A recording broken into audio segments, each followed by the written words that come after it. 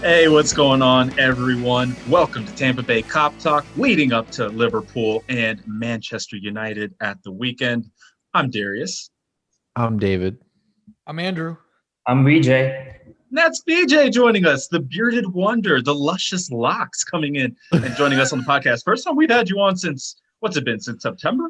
October? Yep. Going way back. Yeah, I think September was the last time me and Andrew did that podcast. Yep. Well, you're filling in for the birthday boy Jordan tonight. It is his birthday, so he is having lots of fun eating probably too much cake, so that's why he can't. Dirty 30, join us. man. Dirty 30 for him. Just turned 30, yeah. Yeah. Well, we're hoping it's going to be a party on Sunday. As you can see, New World Brewery is where the podcast guys are going to be. We are going to be hosting a little safe event. But if you do come on out, please wear your mask and be ready to cheer on the Reds as they take on the big rivals in Manchester United. It's a clash at the top of the table, guys, so we don't really need to go too far into trying to contrive or what's this big Manchester United-Liverpool rivalry. We all know what it is. We know what the implications are. Liverpool go in second, 3 points behind Manchester United after they win their game in midweek to go to the top of the table. First time this late into the season, by the way, that they are top since the Ferguson era. So the United fans, they're a little happy right now. So as we go into this game, David, I'll start with you. United, they're top. Do they deserve to be so gassed up and so excited? Is this finally Ole at the wheel? They're back. Do we give a shit?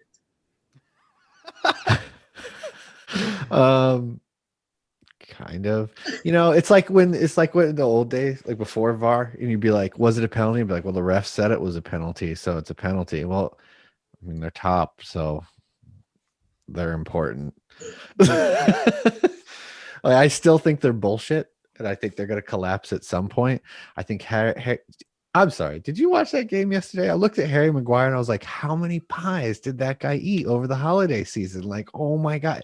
His chin is just, the dude looks so fat. I'm like, that's an elite athlete? My ass. But no, I mean, yeah, you do have to be worried about him, of course. And this is a big game. It's a rivalry game. I don't want to lose. I just really don't want to lose. Like, we gotta win this. This is you hear it all the time, like, oh, it's a must-win game, and most of the time when you hear that, it's really not. But this feels like, yeah, it's a must-win game. It's them. They're on top. They're riding high. Nothing would feel better than to fucking bring them back down to earth and remind them who the champions are. So, yeah, that's where I'm at with it. It's the hope that kills you. Well, the United fans, exactly. They got plenty of hope. We're going to go with Vijay on this real quick. Vijay, United, are you feeling like they're a threat? Do you feel the big vibes, big game vibes going into this one? Yeah, I'm feeling the big game vibes. Let me just start out by saying I hate those idiots. I'm just saying. I think we all do. You have to start with that. But I'm actually feeling quite confident that we will beat them. And, they're going to get their asses handed to them. But, yeah, there is a little bit of, that tingling feeling where, what if the ref fucks up or something might go wrong? But all in all, not if. It's when and what part of the pitch is it? That's kind of. Well, no, the way I'm looking at it is just bang in 4 goals, and even if the ref gives away 2 penalties, we'll still win the game. Yeah, we need like 2 world-class strikes because they're gonna pull out the VAR, fuck us in slow-mo at some point. So we need a lot of goals. I want heavy metal Sandy, football. I see you getting into the brewskis. How you feeling, brother? Dude, he's back. Anxious Andy is back. Listen, I've been riding high these last few weeks. I was just like, you know what? It was like kind of like I was in denial. Ever since we beat Spurs, I've been in denial since Spurs. I'm like, yeah, we're fine. Okay, we slipped against Fulham. We slipped against. It's the football gods coming back at you for calling them a small club. That's blah, what happened. Blah. We're this and that. No, I've been in denial. It's like I need to go back to a 12-step program. I need to call my therapist back. In fact, I'm gonna see you tomorrow morning. So, it's a thing. I'm very worried because I'm more worried about us in terms of I think that, if Ollie's smart, he's not going to go at us. He's not going to go toe to toe with us. I don't think they're capable of doing that. So I think he may, the proverbial park the bus, and I'm just worried that we won't be firing on all cylinders. And what I'm most worried about from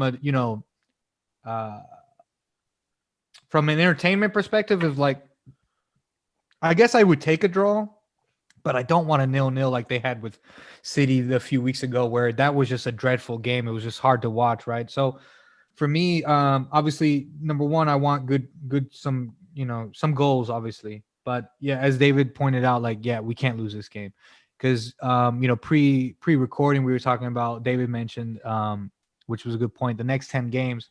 And I remember looking, we got United, we have Tottenham, not in any order, Tottenham, Leicester, Everton, Chelsea, and City over the next 10 games until the middle of March. So for me, those are 6 big boys, right? Out of 10. So, now the only thing that gives me kind of comfort is that before Spurs, we had this little, like, kind of a little blip, like the game before, if I'm correct. And then we came out with, like, proper anger, you could see that in the how the boys the boys played, and then we put Spurs in their place. So I'm hoping that Klopp gets the boys upset, and they put it out on the pitch, because, like I've been saying all year, they got to have that Michael Jordan mentality, and then we'll be fine. If they have that mentality, we're fine. But for right now, I'm freaking out. It's rare that this team hasn't shown up for a big game, like a big opponent. Yeah. And you know what? The thing is, given our injuries and so on, like, without our injuries, we're far and away miles ahead of most teams, if not all. This league is totally different if Liverpool. Yeah, exactly. That's what I'm saying. Healthy. So, like, the fact that they're above us, right, by 3 points or whatever, our players should be angry and just say, no, that's our fucking spot. What, bitch? What? You know what? You just brought up a good point, mean? though. Like, because it's this season, like, yeah, they're on top, but is it because they're that good, or is it just because they've had a nice run in the beginning? Well, okay, so as far as everybody else has has just been like, it's pretty obvious. This is not the same kind of season as what we had the last 3 years, where it was 2 dynamic, dominant teams at the top. This year's team and for United, and last year's team for United. Last year's team, I actually want to say they had more points at this point in the season for United. So this is so far off of the pace of what it had been the last few years. Yeah. Basically, United have kept up what they have been doing the last few years. And obviously, Liverpool have fallen off with the injuries. City, with the injuries, a little bit of cohesion. COVID as well has hit City. Chelsea, they've got a bunch of new players who haven't started to gel yet. Leicester, a little down. Well, but the thing everyone that's else is kind of falling off. The thing that's different, though, is that I feel the thing that could change it. Well, there's 2 things. Number one, it's the obvious. It's the Europa League, right? So hold on. What I'm saying is, if United, for example, let's assume they play well in the Premier League and they're still on top, they're still within touching distance. The Europa League is going to sidetrack that, because we all know this, like, cliche of, Thursday to Sunday is not working. It doesn't work for the Premier League, right? Either they're one or 2 things. Either they write that off, toss that off completely, and Ollie's just focus on the league, right? There's that. But the second thing for me is, look at last year. Last year, United brought in Bruno Fernandes, right? Before they brought in Bruno Fernandes, Ollie was out of job. That was the narrative, right? Bruno comes in, they go on this winning run and blah, blah, blah. They make this and that. Obviously, they go into the Champions League, right? He saves his job, which us as, United haters were like, hell yeah, keep Ollie in the job, right? So my worry is that United is going to spend some money before the transfer window closes and get another player that maybe it doesn't even have to be a Fernando type in terms of, or a Bruno type in terms of the impact. But if the new player, hypothetical player, makes half an impact, that could potentially, because again, this is professional sports. We're talking about thin margins here. That could, put them over the edge, considering that I feel, and I think we've talked about this before, I'm of the the camp of we ain't spending no money. We don't got no money. We're not spending no money. It's a fugazi. Money's not real. We don't got it. It's just the way of the world. This is not football. This is not PlayStation. It is what it is. Henry, he's not gonna spend the money. It just makes me sad. But that's my other worry outside of this game going forward for the rest of the season. But I mean, so yes, they're serious, Yeah. but go ahead. Sorry. yeah, I was saying I'm not worried about if they will find someone who can have even half the impact of Fernandez. I might be wrong, but if you look at where they can improve or where they actually need players, they're just like us. They need a central defender. They probably need a defensive midfielder. Two players, which I think those two positions I don't think might not a quality player Really for tough to fill. is really tough to get in a January window. Yeah. So let's kind of look at what United are this season. Like let's kind of dive into them a little bit. So to the point of their last few games, where you go back to that City game, which was a boring 0-0 game, it's not exactly like they're playing teams off the park. You do have a couple of games recently, the last couple of wins, where Paul Pogba hits a deflected, very nice strike, but it was deflected, goes through the legs of the goalie for the win. In the last one and the previous one, but before that, Marcus Rashford has a deflected goal. So you can say fortune, but they were still playing well. They deserved all 3 points in both of those. Can we also talk about him kicking his own calf and getting a penalty? Can we also talk about that? We can go into the penalty thing, but I think that's going to be its own topic when we get to United and penalties. But just for the way that they have been playing, while Bruno Fernandes has unquestionably been the most impactful player for them going forward, they're still not all firing at the rate that we would expect. When you look at Martial, who, by the way, might be hurt and out of this game, when you look at what you expect out of Paul Pogba, Marcus Rashford, you're still not seeing a team that's scoring 2 and 3 goals with ease. It's still a team that needs a late set piece, that needs a little bit of luck. But surprisingly enough, they haven't been shipping in goals with regularity either. So I think there might be some truth to what you're saying about Ole being a little bit more conservative and shutting things down. But David, when you think of what this United team are you expecting them to be a team that's going to be conservative? Or do you think they're going to come at it thinking this is a free hit and we're going to go after it at Anfield? I half expect them to, try to be Manchester United, right? Like play Manchester United football. I don't think that they're going to come in, sit back and go, oh, we got to counter and be tactical. This is a team that's still giving up 24 goals and, they're giving up more than a goal a game. I think they'll go for it a little bit. They'll play us a little bit more straight up, which will favor ultimately, I think, us because we'll be able to counterattack. It'll be the game will be won in midfield like most games are, but I think it's going to be fascinating to see how it plays out because I just can't see them totally sitting back and playing like Mourinho type. Remember when Mourinho was there, he would come there and he would just try to sit on the game and maybe break here and there. I don't think they're going to do that. I think they believe that they're going to need at least 1 or 2 goals to get a result. Like they might believe they can pull out a 1-1 if they can get a second that they can win it. And that's fair to them. Like that's what I would think too. But at the same time, like, are you going to do that just by sitting? No, you're not going to get 2 for sure. And if you're them, you're thinking we go there, we win, you leave 6 points up on the champions. Like you got yourself a little bit of room so that, the Thursday, Sunday thing doesn't kill you as bad. You've got a little bit of cushion to like kick on throughout the season, and you've also just ended their Anfield run. Like if you're them, right? If you're for us, and it would be soul crushing, like in a way to not. I mean, I shouldn't say soul crushing, but it would be very difficult to deal with if they came in our house, beat us, left 6 points up, and it would just feel like everything that we've built has been damaged severely. I think it's more important for us. You're making me so nervous, them. David. And you know what? But I think that's a fair point, though. It's more David, it's more important than us, yes, or for us, than it is for them. Like for them, it's a free hit. Because if they come in and lose, everybody's like, well, yeah, and it's Anfield. They're impossible. United, they're still going to get the credit of being in a rebuilding phase, right? Exactly. Whereas we're the champions. The expectations are there. We haven't lost at Anfield in ages. So, and like, you know that the broadcasters will just be all over them if they go in there and win. They've got nothing to lose. Yep. Nothing to lose. We have everything to lose. So it's an interesting game for us in that sense. There's a lot of pressure on. Now, as far as the style of play, do you guys know how many goals United have scored against Liverpool in the 4 games over the last 2 years? 9, 8, 2 2. goals. Yeah, I was like, I'm trying to. United have scored 2 goals against Liverpool in the last couple of seasons, in the last 4 games. So you had 1 goal going back to the 3-1 at Anfield. Yep. You had 0-0 going back to United.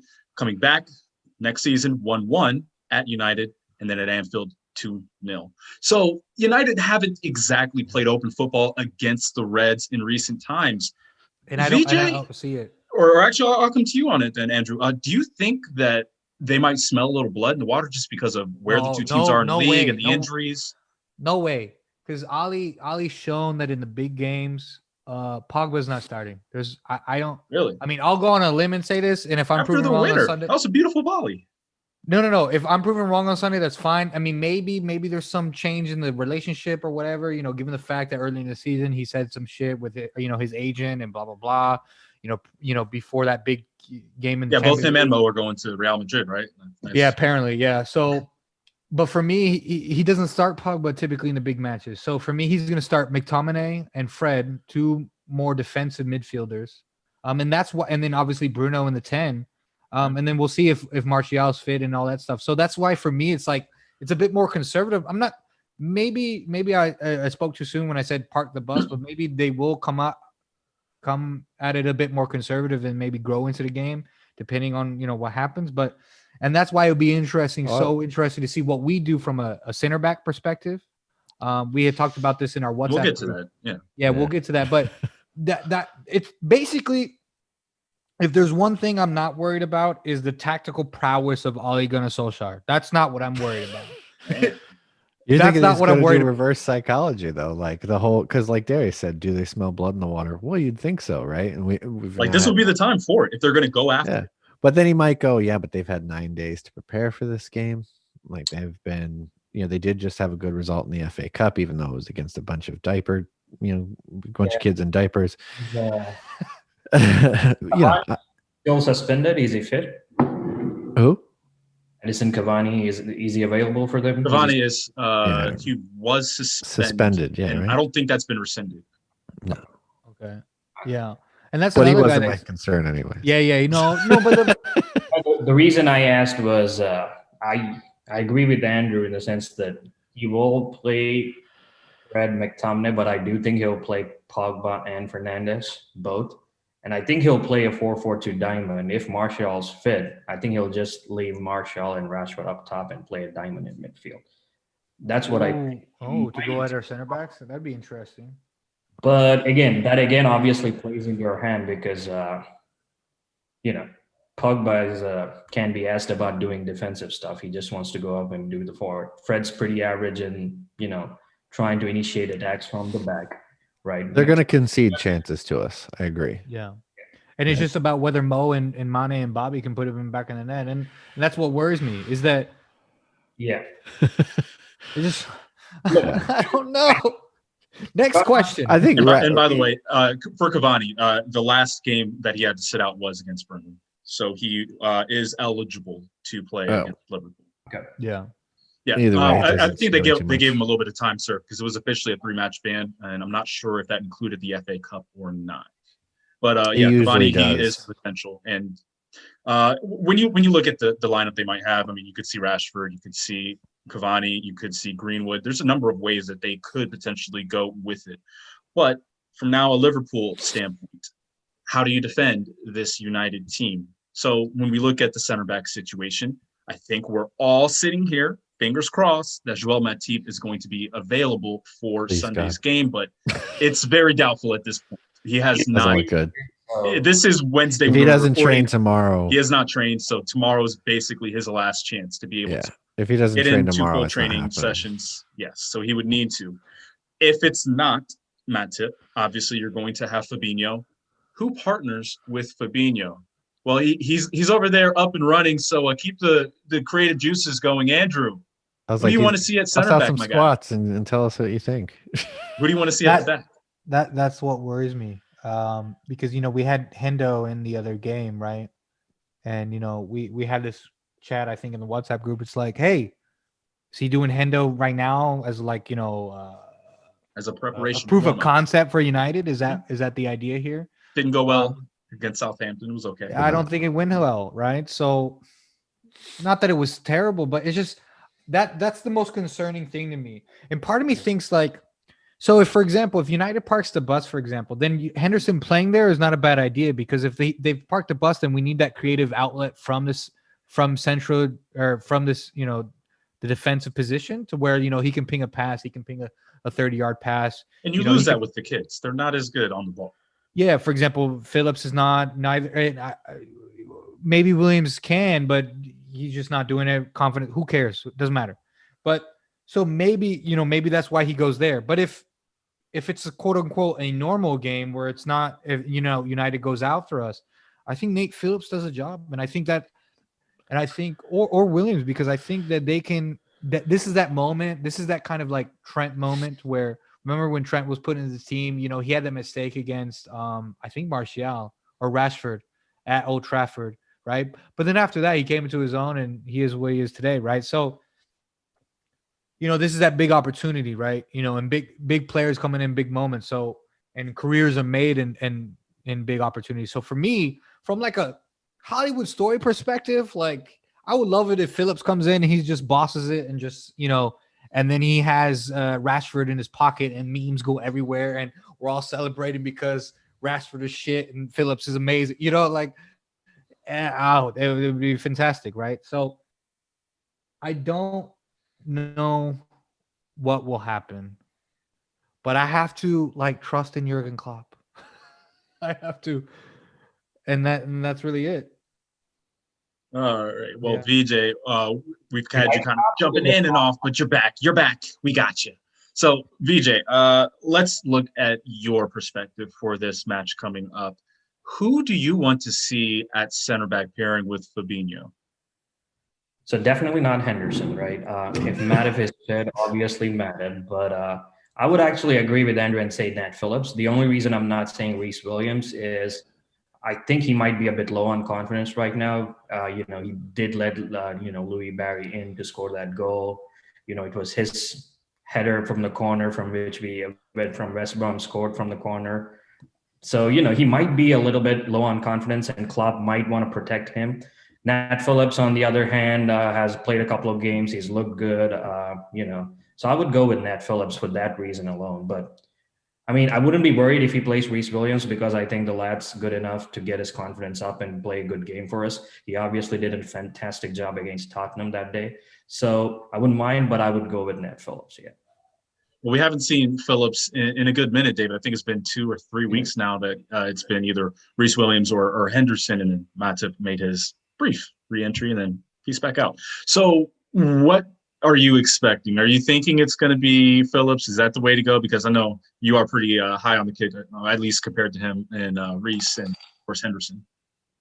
Well, I do I honestly think he's going to do Henderson. I think that, like I said before, I think the Southampton thing was a proof of concept. It was like a try. Let's try to get this going so that we have it ready in time for United kind of thing. I think it'll be a mistake if he does. I personally do hope that he goes with Nat Phillips. So for me, look, when Nat Phillips has played, he played in the Derby in the FA Cup last year, was brilliant. Klopp said so. Brilliant. He comes into that West Ham game, was his first appearance this year. Klopp leaves the game talking about how brilliant he was.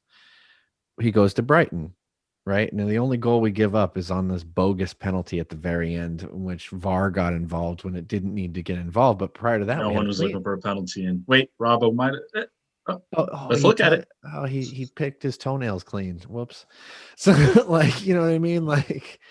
Nat Phillips was very good in that game as well. And so to me, he's had 3 now. Newcastle, he had 1 big mistake, but it didn't cost us because he was able to slow the guy down enough for Fabinho to catch up.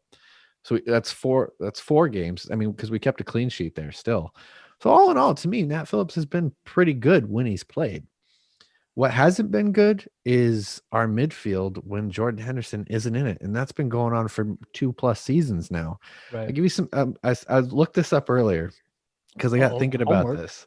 Hmm. So, Planet Football did a stat run last July. This was at the end of last season. What is our records with Henderson starting and without him? And this is just like with him in the lineup or not. But obviously, the caveat here is they're examining him in midfield because we never needed him at center back prior to now. With Henderson starting, 65 games over the last 2 seasons, 48 wins, 11 draws, 6 defeats. That's points per game, 2.38. Goals per game 1.98, goals against 0.7. Without Henderson starting, 43 games, 29 wins, 5 draws, 9 defeats. Points per game 2.13, goals per game 2.2, goals against 1.18. So we score less, we give up more goals, and we're not quite as effective. And I think we've all seen it. Like, we've all looked at the games where Jordan Henderson hasn't been in midfield and gone, this just isn't working. Like, something's missing. And it's that drive. I think in this game, we're going to need that drive. I love Thiago. He's a brilliant footballer. Like, I get why everyone is so high on him, because technically, in terms of technical proficiency, the man's a genius. And I want to see more of him, but I want to see him, Wijnaldum, and Henderson together, because that 3 in midfield can do some damage. And I really think support Mo Salah, Bobby Firmino, and Sadio Mane the way that they need to be supported. I get that we need a ball playing center back out of the back. I get the benefits of it, but at the same time, I think Nat Phillips can do enough of a job. He's just doing a job. I know it's not, you can't expect him to be Virgil van Dijk, but can the guy do a job where he can shut down opposing players? Yes. And to Andrew's point, he's at this stage in his career where he's looking for that moment, that make or break. What's my future look like? He's 23 years old. For him, the future is starting to come together. For Reece Williams, the future is like, Right. It's anything he wants it to be still. Yeah. He's a child. Yeah. So Phillips, for this game, if he were to perform well, he's writing his own paycheck, so to speak. And even if it doesn't were to end up move him being on. from us long term, it gets him out Exactly. there as being somebody that can play in the Premier League. So maybe he ends up at Newcastle next year and it becomes this a solid player for them, and that would be great for his career. But for Reece Williams, I mean, the kid's 19. Like, if he goes in and we win, it's not necessarily going to shape his career. If we goes in and we lose, it's not necessarily going to shape his career, because either way, he's still a child. So I just think for Nat Phillips has a little bit more on the line, and I almost kind of trust that a little bit in these situations. That Like, motivation, exactly. And I think he is a good player. I don't think he's what we want out of a center back in our system typically, but can he do a job? Yeah. You got all these people saying like, oh, get someone in on loan. Well, what's the difference between getting Stephen Cocker in on loan, like we did a couple years ago, or what was it? Not more than a couple now, but think about it. Like, what's the difference between that and then just giving Nat Phillips an honest go? Right. I don't see the difference. And then you got to remember too, I think we talked about this last for Southampton, is like, it's no coincidence that Jordan was at his side and Trent and Salah both didn't perform well on that right-hand side. Yeah. So obviously without Henderson. Well, just to your point, without Henderson on the right, you don't see Trent going as forward. You don't see him being as adventurous. He plays a little bit more within himself, and that probably can contribute to why he's been struggling as much as Trent has this season.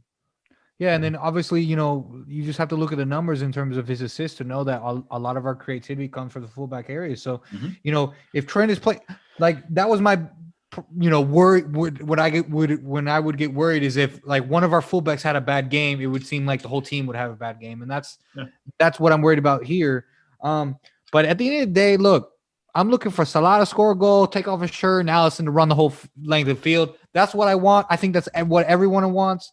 That's what the world wants, and that's what I'm hoping. But I'm looking for that's not going to happen. What you looking for, David? No, this is the game. Trent, all the shit comes to life. Like all the rust, anything. It's not, he might just get like 2 assists or something, and you think like, well, that's what he does, but like it's for him, this could be the game that like gets him back on track. Yeah, Because well, if you perform big see. in this game, nothing that happened previously this season even matters. Right. It's all forgiven. So yeah, let's see how it looks. We'll go through and pick the rest of the team, really just the midfield, because we know what the front three is going to be. But first, we're going to go to a clip David put together, just getting you guys ready for the upcoming event at New World Brewing. David, take it away. Hey everybody, David from the Cop Talk crew here. Just wanted to do a little thing about our event coming up this weekend. So yeah, I hope everybody can join us. Should be a really good time. You know, obviously the elephant in the room, so to speak, is COVID. So I just wanted to bring up real quick, you know, I don't know what we're supposed to do, honestly. No one else in society is doing anything about this thing, and I just sort of feel like it's never gonna end. It's never gonna get any better, and we can't just stay in our houses forever. Like a lot of us who worked to build what fan culture we have here in the Tampa Bay area for Liverpool, you know, are worried about its long-term health if this continues on. And, you know, we're just not been able to get together. We're not been able to do fun things for a while. And so we want to try to do something. But we also obviously recognize the need to be COVID responsible.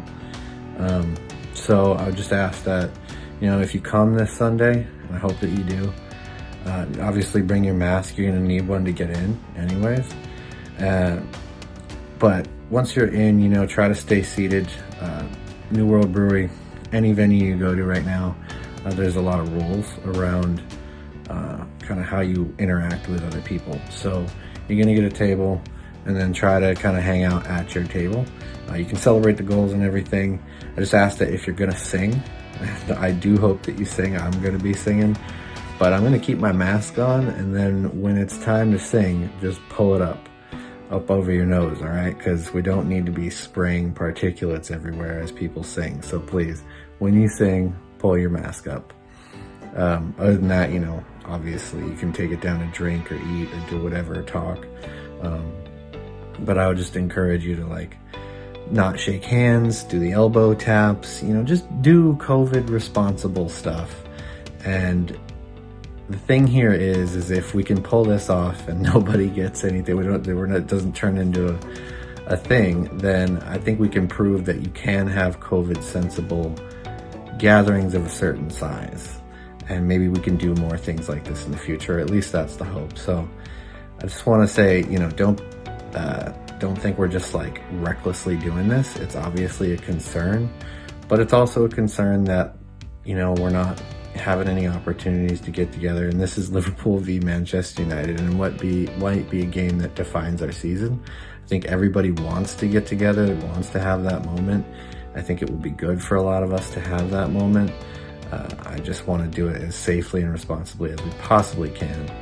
You know, obviously nothing is 100% safe, but neither is leaving your house on a given day. So I just hope you'll join us. I hope you come out, have a good time, cheer on the Reds with us. You know, New World, if you haven't been there, it's a big concert space, like in an old warehouse.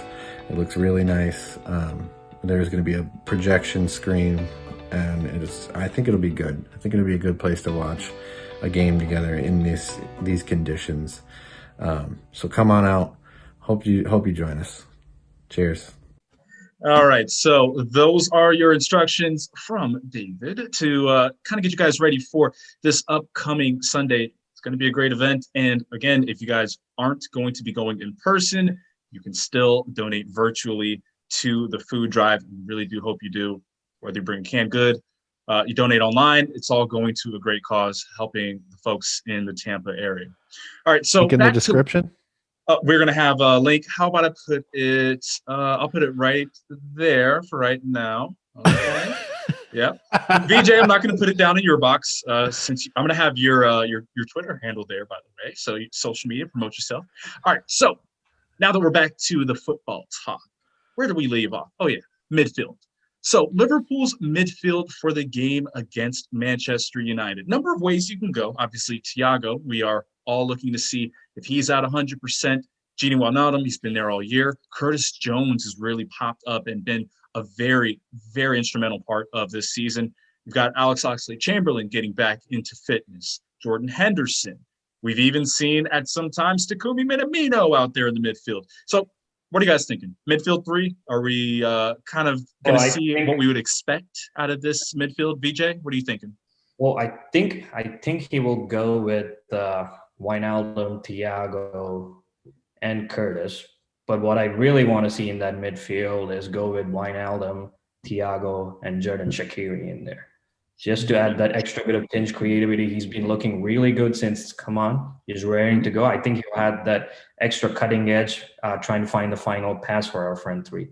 I like the way you think. I was actually kind of thinking of that during the week, just like, he is another creative player to put out there. A great passer. And you did see, even though it was against the Children, he looked pretty good in the FA Cup with him and Thiago linking up. Andrew, how would that make you feel, seeing a little bit of the square cube out there? No, that would make me nervous as fuck. Not gonna lie, that would make me nervous as fuck because, well, what happened?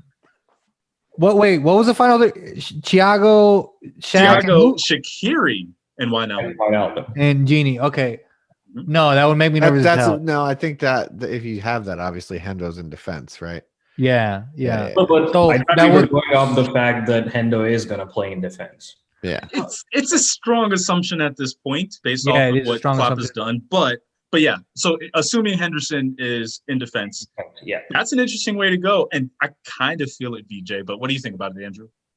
No, I mean it would make me nervous as hell. But now Shaq coming off the bench, all about that life. He came off the bench a couple years ago, scored 2 goals, and whatever. So it's obviously Thiago, assuming he's fit. I think it's Genie because the man is a machine.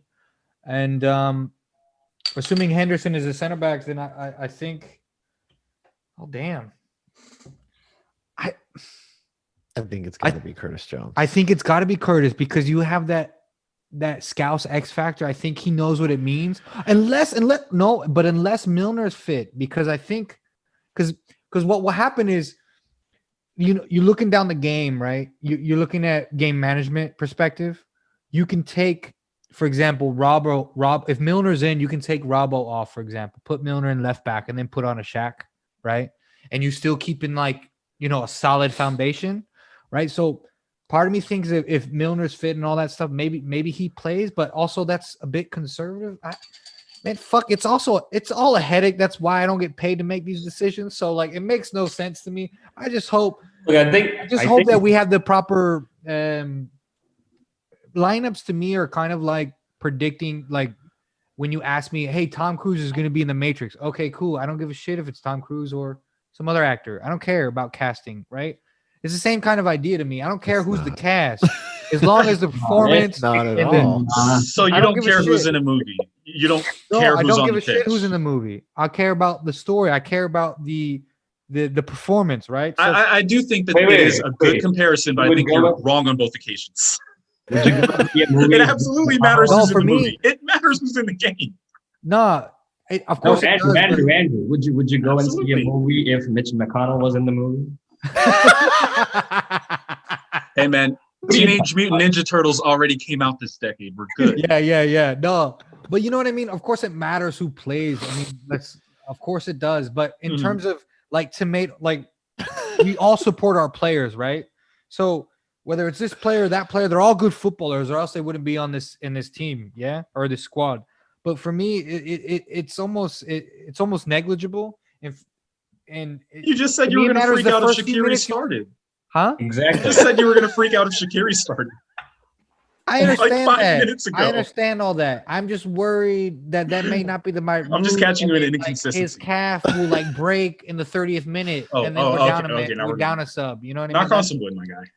That's what I worry about. Right. Okay, so I do get what you're saying though, where you're confident in all of the players. So to the point that whoever they put out there, you're gonna feel good enough. You're not gonna. At the end of the day, I mean, has Klopp steered us wrong? I mean, come on now. Look where we are. This is a great time to be alive. in terms of the micro bubble that is a Liverpool fandom. Like this is the it's the best it is since decades, right? So we have to Alright. enjoy this, and we have to we trust in Klopp, right? So Trust and Klopp, yeah. yeah, but for me, it's just like so for example, that Spurs game, right? In the first 10 minutes, you felt a difference. You felt it. It was palpable. The energy, the drive, the anger, all that bullshit, right? It was there. You could see it as opposed to the game before. If we feel that in the first 5 minutes, no matter who's on the pitch, all my anxiety goes away. I'm buying shots for everybody. I'm buying shots. Maybe not for everybody, but for some people. I'm buying Like shots. we're having an event. Maybe don't. Yeah, I was gonna Why say not? don't, because people Don't are buy gonna shots? bring I want this you up having like, enough to, like, hey, pay I your saw rent. you on the podcast. So Well, where's there you my go. shot I'm buying at? shots, people. I'm buying shots. That's it. All do right, this you shit. heard him. Come on out. Come on now. I'm That's buying if that's shots. not It is- incentive to get you. That can be anything. And just- and better yet, if we dick them, I'm definitely buying shots. Let's do this. Oh, this is Let's gonna do turn this. into We a gonna dick 'em multi-$100 3-0? day for you. Yeah. Hey man, And then he's got to be in talk- goal at night. So It's gonna. Oh man. Oh, but if we, what is the narrative? Sorry to change the subject a little bit, but if we dick them like 4-1, 3-0, like put them in their place, like what's the narrative then? Same old Taking United, their course same now. old Liverpool. That's probably all it's going to be. It's not going to change yeah, anyone's no, I mean opinions too it's much. that we're still that good, and they're still a little off of it. The only way that this is going to be shocking is if United do a job and bust up Liverpool. That's the only way people come away with like their minds are changed now. But the one thing that does change is like, holy shit, is it a title race this year? Because you've Mhm. got Of course. you've got City with a game in hand. If they win it, they're like a point off, and you've got the two biggest clubs in English history at the top of the table, tied on points, separated by goal difference. You've got, you know what I mean? Like it's all then right if- there. and if for we a win- big story. And as we were talking about off air, if we win, and then we play them in April?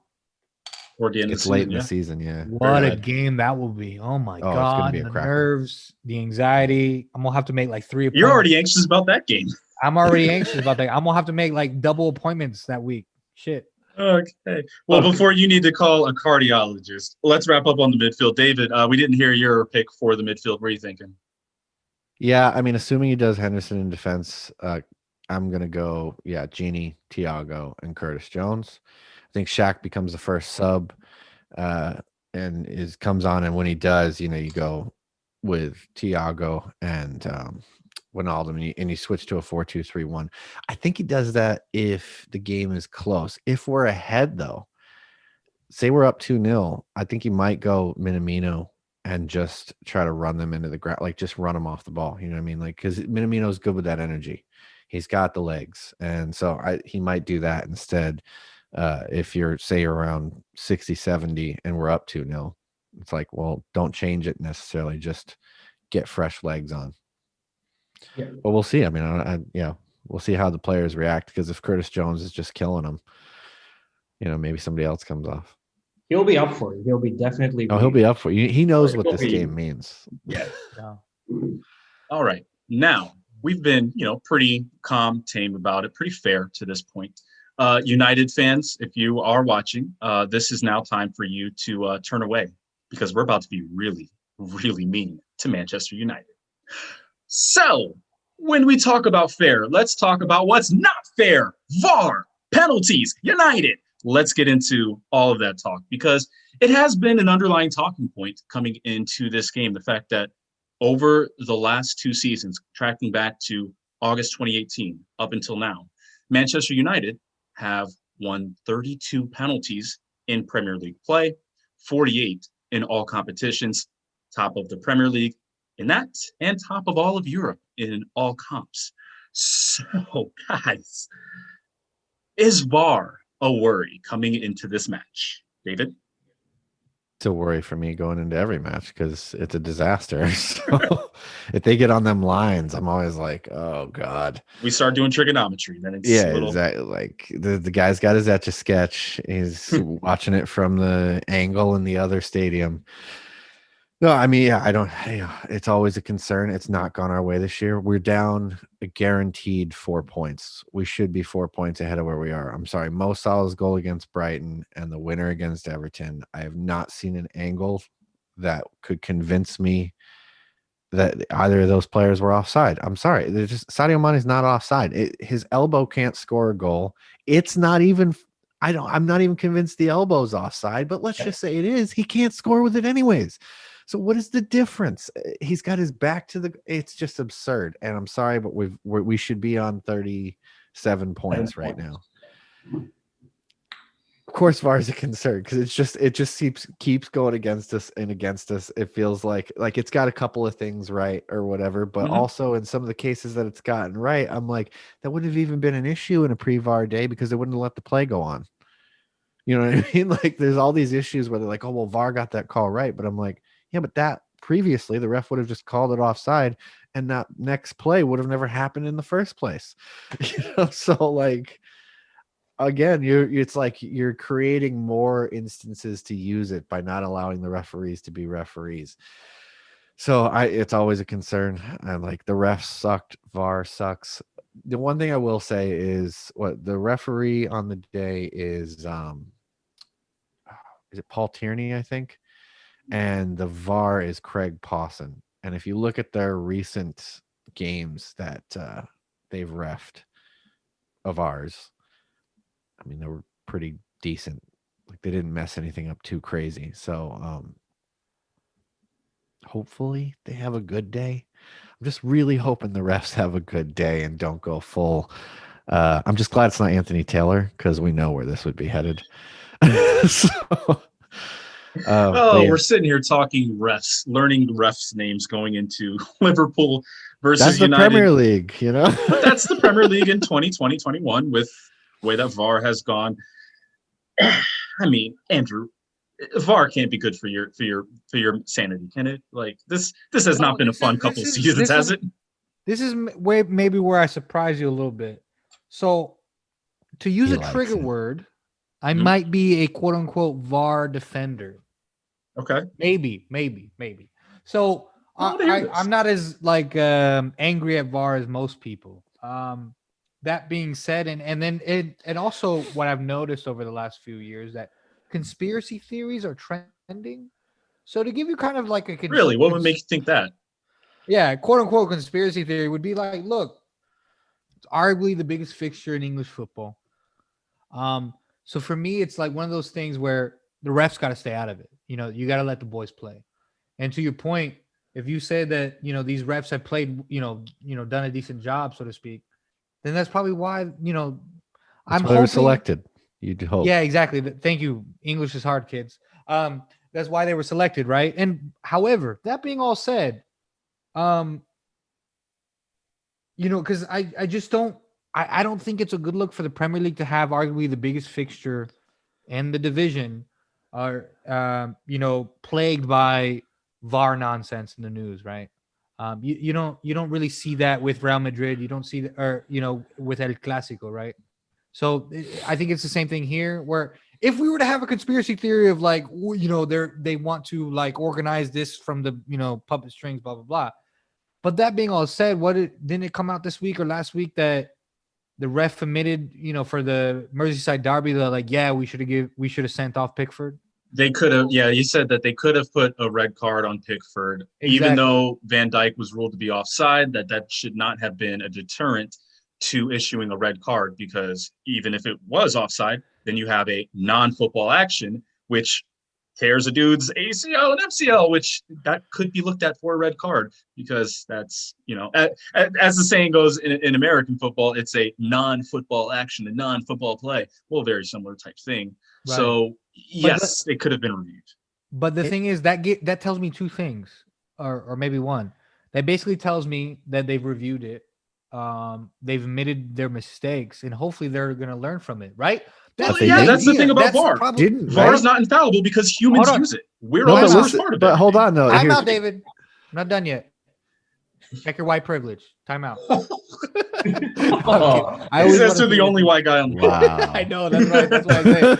Anyway, it's too funny. I love saying that now. But anyway, no, because so yeah, it's maybe a naive look that I'm trying to look at. I'm trying to be optimistic. Like for example, typically I'm very negative and pessimistic and like stressful, right? But this, I'm trying to think that maybe maybe they're turning a new leaf or whatever the phrase is, and maybe we'll be fine. Because obviously, with any game, you want the refs to be almost anonymous. That's when they've done their job properly, right? Yeah. There's not so much controversy, right? So let's hope for it, because at the end of the day, it's a better product if that's the thing as well. Sometimes we've also but I'm seen some of those still games nervous. where Liverpool have gotten the crap kicked out of them. Yeah. Ref, why aren't you calling that? Yeah. So And it's all conditional. And course. here's And the then thing: I did your say all team this get 3 points? Yeah, and I say all this bullshit right now, but I'm the first guy. David wouldn't say this. We play in a league together. I'm the only person yelling at the ref when we play actual football all the time. Yeah, It's and a then co-ed I'm also league that nobody takes seriously. Yeah, And you're we're not yelling getting at some paid. dude who's Yeah. volunteering his This is a time. volunteer, man. No, I yell at him. I'm like, dude, do you have medical insurance? Like, this is some bullshit. You need to get your eyes checked. I yell all the All and the I'll time. on Sunday. Are you trying to make yourself endearing or likable right now? No, Because listen. My point being is that I'm contradictory. I say all this stuff about the refs, but then at the same time, I'm gonna be the first fan on Sunday to be yelling at the refs and saying, "Hey, I'm gonna be yelling in Spanish. Why isn't that a yellow card, for example?" Right? So I get all that. David, please. you could have left out the part I have to about correct yelling at you. 72-year-old dudes who are volunteering as the lines judge. Yeah. You could have left that out. Now I have to give you a hard time because you're saying Oliver coming out and being like, "Oh, we could have given Van Dijk a red card," and then you're hoping that they learn their lesson. Well, did you watch the United game yesterday? No, I didn't watch it all. No. What happened? So Explain it. the guy, kid makes or Luke Shaw makes a tackle, right? Is it a foul? Isn't it a foul? The ref lets it go at the time. They come back down the field. The guy from Burnley commits what is definitely a red card offense, right? He's the last man back, denies a goal scoring opportunity, gets none of the ball, just takes the player out. It's probably a red card from a neutral point of view, right? But they didn't even look at it because they spend all this time looking at whether or not Luke Shaw commits a penalty, determine that he did, which, to be honest, I think that he did. But does it cancel out the fact that this player did what they did on the other end? It doesn't. It really shouldn't, but Yeah. apparently it does. That's So where they're applying this. They're consistently shitty. I'll give them that. They're consistently shitty. that's where it's. I Yeah. agree with Andrew. It's like I support war, but the people who use war to make decisions are shit. Terrible. Yeah. They're just crap. It's a technology which, see, why is it that only in the Premier League that we talk about war so much? Why? Yeah. I mean, why the hell are only Premier League clubs, Premier League fans are the ones talking about war so much? You don't see them talking about this in the Italian league, the Spanish league, or even the German league. It's not such a big problem there. Is it just because the referees there have better brains? I don't know. Better education? Like, do the British need to lower their arrogance and just like, hey, let's go to Germany and do a workshop for like a week and go learn? That's something that English supporters have been saying for a while. They need to dump the money into referee training and like fitness programs, and like they need to do a better job training these guys to keep up with the game, because the pace of the game is ridiculous. To be fair to them, if my ass went out there, I'd be dead in 3 seconds. So, like, I get it. It's a hard job, but they need to be better. And it's not about VAR, because, like Vijay said, they're not even using that correctly. Right. That's one thing that every fan base and just about every sport can always agree on. The refs always suck because nobody likes the refs. But wait a second, are we gonna have fans for this match or not? No, there will be no fans for the match. Liverpool are still in Sadly. lockdown, so they had the 2000. Oh, yeah, that takes away. Game, but Yeah, that takes away our edge of possibly getting a dubious penalty, because typically it goes to the home team and blah blah blah. But yeah, I have. Yes and no. Yeah, yes, you can And in a absolutely match say that like this, because they're you're human. less likely to have one. Yeah. So Vijay, let's just kind of wrap up on this point when we talk about refs. If you had your optimal choice going into the game, whether it's every single call is called correctly throughout the course of the game, VAR is used and all that, but it all goes correct, or this is a game where the refs just generally swallow the whistle, not that many calls, and game just keeps on moving, what would you choose for this game? I would say the game should keep on moving, because every time the ref pauses the game, because here's what I think, right? There's going to be at least 2 or 3 spells in that game we're absolutely going to plunder United, right? in the sense that we're going to keep the ball, we're going to push them back, we'll be creating chances. And, whether we take them or not is another discussion, right? But we will be creating chances. We'll absolutely pin them back to the wall. And I don't want a referee coming in between that, trying to pass the game and, sort of give a break to the momentum in the game, right? Because I think it is those periods. I'm 100% sure that we're going to have those periods. And I'm also pretty sure that we're going to make those periods count for this game. So I just don't want a referee coming in and trying to be bigger than the game or trying to be all important or, trying to be talked about, so I don't want that for this game. In baseball, they call it the ump show. Of course, you got the referee show you see a lot of times in the NBA. Yep. Obviously, if officiating plays any role in the narrative after the game, then one fan base is going to be beyond incensed. And hopefully Liverpool aren't on the short side of it again. But I was gonna say I gotta Go agree ahead. with VJ because you know what? You know why that favors us so much of these two teams? Which one of responds to emotional like high emotions and tension better? That serves us because that's when Liverpool are at their best. United haven't really necessarily shown that. I just will think say, though, they have taken a lot of points from losing positions this season. United have been a bit of a comeback team this year. And they do have late winners as well. So I they're just getting to favor the us point in where they're starting positions to of adversity. United fans, they talking they mess. They starting to call it Ole time. Like they really are believing that they're a little bit of a team of destiny. So I'm sure they do. The Of refs course are helping them believe. whatever gets them to sleep at night, What is it? It's what is it? It's their, I don't know, 72 hours of happiness or whatever it is. Let them have It was 114 hours between the start of the game on Sunday after they went top on Tuesday. So yeah, let them have those 114 hours. they can have 114 top of the league. And then after that, We've had it for a long time, so yes. just- Well, no, they're living their best life right now. So, good for them. Yeah. enjoy it. Yeah. Go ahead.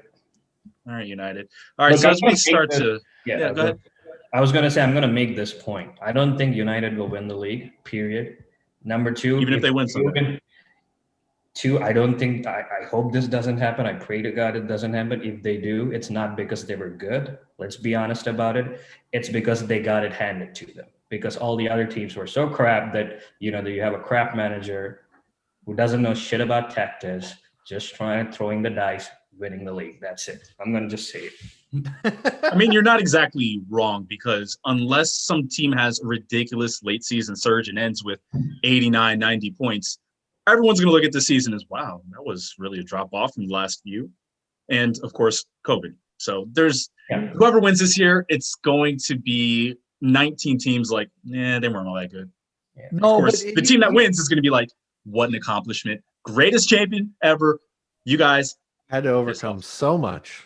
Exactly. Yeah, Every team is having to overcome stuff. So, yeah. Here's the thing, though. Obviously, I'm worried as hell for this particular game on Sunday. But am I worried about United winning the league?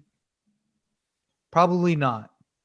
And the reason is because it's a kind of a crazy season where we've all seen, Everton started, then they dropped off, and then they're somehow back in the mix for top four. Tottenham was a title challenger. They're like still almost third. Then they messed up. And in other words, we've had our dip. United's had their dip. Hell, they got, eliminated from the Champions League.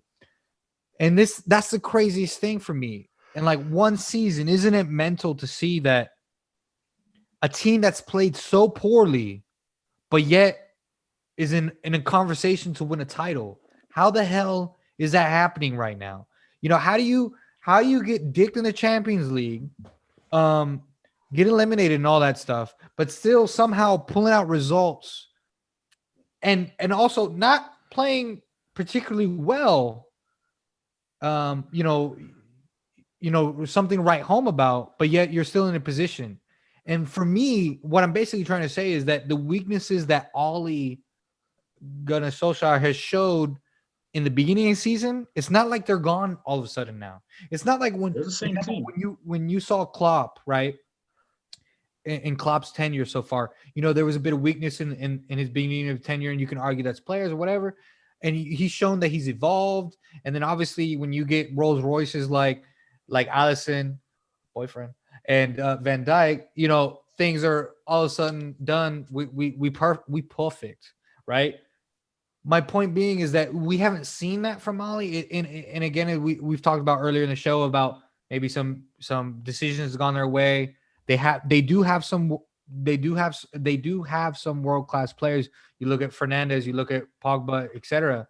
Rashford is arguably up there as well. So for me, it's just like, I think they'll be in amongst the conversation. Will they come third and lose the title by 5 points? Could it be that kind of season? Possibly. And that's what I look at. And that's what ultimately doesn't worry me down the line, because at the moment, this could be their moment to shine where they're bringing out results. But who knows? In March, they're going to take 1 point from 12 or something like that, right? So every team seems to have hit their rut. Look at City, etc., Tottenham, us. So United's going to get their due, or whatever that phrase is. They're going to get that moment as well. They're going to have their moment in the sun and then fall off like everyone else. Yeah, hopefully we start that on Sunday, and we show what's up, and we have that motivation and like, yo, this is our shit. I don't know. It's good that you borrowed it. It's like you sat in my seat. You made it warm for me. Thank you. Now get up. I'm back. I went to the bathroom. I'm back now. Get the hell out of my seat. You know what I mean? I'm hoping this is one of those things.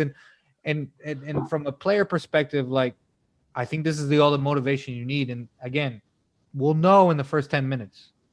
Yeah.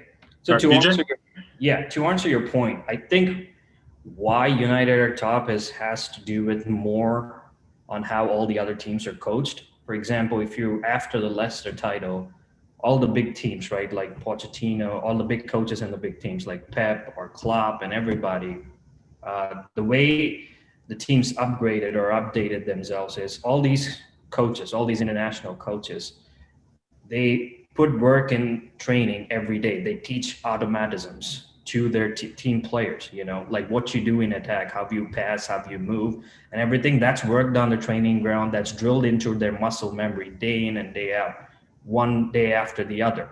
So, so as the more time you get on the training pitch, the more these attacking patterns become evident. Remember when Man City were winning the title, they almost scored the same kind of goal for most of their goals. You pass someone to the fullback, they cross it back into the box, and one of their midfielders or strikers there to tap in.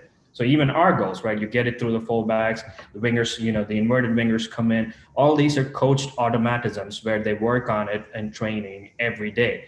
And because of COVID, because of how this season has been panning out, Klopp or Guardiola or any of these teams, they're having to adjust because they cannot coach these automatisms anymore, because all they have to do between games now is recovery. There's no training. There's no time to train, put those tactics in place, and reiterate and commit them to memory as much as they had before, right?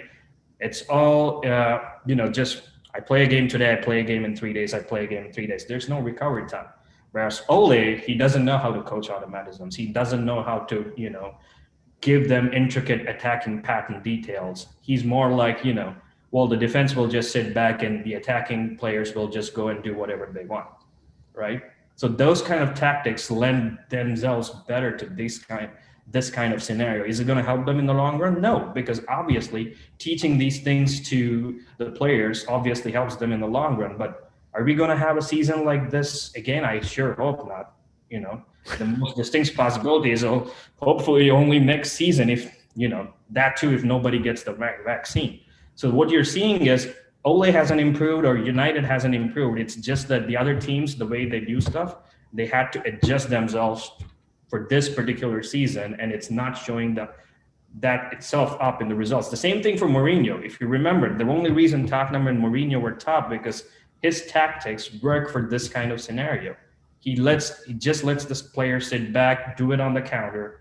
And there's no coaching pattern where he's actually coaching the players where this is how you break open a defense. This is how you go through, a low block. No, he doesn't. Simplistic, yeah. Yeah, just hit the ball to your forward players and make sure that they create and they do everything. Even when he won the his third title with Chelsea, right? A lot of the tactics, if you look at it, was getting the ball to Oscar and Oscar getting the ball to Hazard and Hazard running at defenses, trying to create stuff, right? Mourinho at least has a defensive structure to build up. Solskjaer doesn't even have that. You know, I'm someone who firmly believes that he's stumbling upon the results rather than, you know, creating them from his tactical noise or something, you know. Right. I don't think he's actually, he can take credit for what's happening because he's been doing the same thing. It's just that it's working out this season because it's not working out for everybody else, and they're having to adjust on how would they normally function for these kind of games. All right, David, are United for real? Can they win the league? I don't know. To be honest with you, it's just such a wild season, so it kind of depends on how it goes for them. I think if they drop out of the Europa League early enough, who knows? Like they really, at that point, they really only need 14. That's all they'd be playing for. You know, yeah, Really? that's all they'd be playing for because they're going to lose in the FA Cup next round. So I don't know. I don't know. It's interesting. I don't think so. My gut says no. I just don't think they have the qualifications for it. I don't think they have the manager for it. I don't think that they're good enough. I think it'd be us or City in the end. But is it possible? I mean, it's the COVID year. Who the hell knows what the hell? Let's be honest. This is the year where everyone else falls off and Aston Villa sneaks in and wins it. That's probably what's Yeah. Jack Grealish, player of the year. That wouldn't be funny. Yeah. Fuck him in his socks. You know, it's Yeah, fuck that guy. Fuck his socks, man. Fuck him. I can talk He's a great ages player. about his goddamn socks. Fuck that guy. Anyway, let's go on. What are we talking about again? BJ had a point, and then we're gonna wrap. Andrew, you've spoken enough. VJ, you have one more point? Go ahead. oh no. I didn't have a point. I was gonna say Okay. Score prediction? you're not gonna So guys, not let's gonna win the league. So not gonna win. And that's it. All right. So let's wrap on this then. Score prediction for the game. VJ, guest of honor, you go first. I think we will do 4-0. 4-0. What? I would love that shit. Comes out Shots for swinging. everybody. Shots for everybody and their mother. Fuck yeah. 4-0 to the home team. And Yeah. still. VJ, bringing it. I like it. All right, Andrew. I like the energy. So I was gonna say 4-0, and we all take our shirts off at the end of the game. You know? Oh my god, yes. I love But that. masks I'll stay make on. Masks stay on. Shirts off. Mask on, shirts off. Yeah, I'll make Andrew. sure to put on That's your deodorant nipples. and like cologne and all that stuff. I'm gonna like double it. I'm gonna put on like Calvin Klein and some Oh. I have. Anyway, okay, so you're not gonna like this. It's either gonna be 0-0 or it's gonna be 2-0 Liverpool. Those are my two predictions. Take it or leave it. So like an in-between prediction is 1-1. Yeah, he's Because hedging his bet. I don't have the confidence and my anxiety. Like it's just I can't do it. I'm never I can't do it. So it's You either gotta 0-0 send out or 2-0. positive vibes into the universe. You gotta send out positive vibes. Maybe David, give us a real Friday. prediction. I think it's my gut says either it's going to be a tight one, 3-2, or we absolutely batter them. And if we batter them, I think it's going to be even worse than VJ says. It'll be 5-0 or 5-1 or 6-1 or something like that. Like How it'll the be a fuck is that? horrible Oh, if they get a day. red card like they did against Spurs. Yeah. Like it'll be You don't like need a if red we card batter to them, batter it'll be them 5-0. horrible. Yeah. But I don't think we will. I do think it'll be a competitive game. I think it's going to be a butt clincher. It's going to be 3-2 to the Reds. VAR does not cancel out this winter. Oh I my mean, God, I don't 3-2. know. What is VAR Oh my capable of ruining next? Maybe the Love that. seasons of the year. But no, I think it'll be tight, and I think we win 3-2. How about you, Darius? 3-1, United penalty, Bruno Fernandes, 85th minute to get their one. Oh, see, I think it'll come first, and then the Reds just blow them off the mark. after That's that. probably more accurate, but 3-1, and there's definitely going to be a penalty, and it's definitely going to be converted by Bruno Fernandes because that's what he does. And that stupid, annoying run-up that he does. He's good at football, though. It's not just penalty merchant, but he does make a lot of his goals through penalties, guys. Just saying. All right, so as we wrap up, I'm Darius. I'm David. I'm Andrew. I'm VJ. I beat you. Knew it was going to happen. Up the Reds. Hey, shout out to Marcus Rashford. Love what you're doing off the pitch, on the pitch. Hope you cry on Sunday. Hope you lose, but well done with the game. Hey, Yeah. keep doing the good work, Marcus. Keep it up, bro.